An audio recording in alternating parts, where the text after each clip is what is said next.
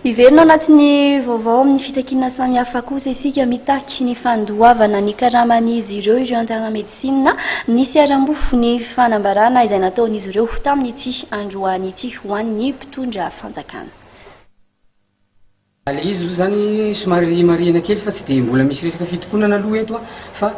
zay zany organiser AG ho an'ny interne sy interne qualifiant miasa eny amin'ny hôpitaly mpanjakana rehetra manerana ny nosy eto amin'ny salle de conférence ny AGRA. Ny anton'izy io moa zany araka ny arrêté ministériel nivoaka tamin'ny 27 septembre mahakasika ny restriction budgétaire izy io mitondra ny laharana 2909 tamin'ny 2013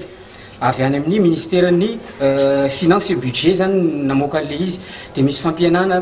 PDB mihitsy zany any amin'ny fito efapolo isanjato any hoany ny budget ampiasaina ministère fahasalamana amin'izao fotoana izao dia zay anton'izay mihitsy nahatonga ny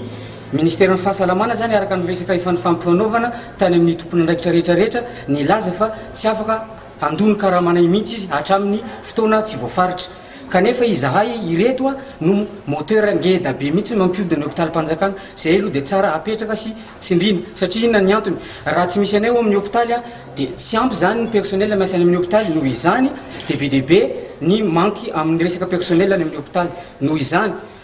dia misarika ny sain'ny tompona andraikitra izay amin'izao raharaha izao voalohany indrindra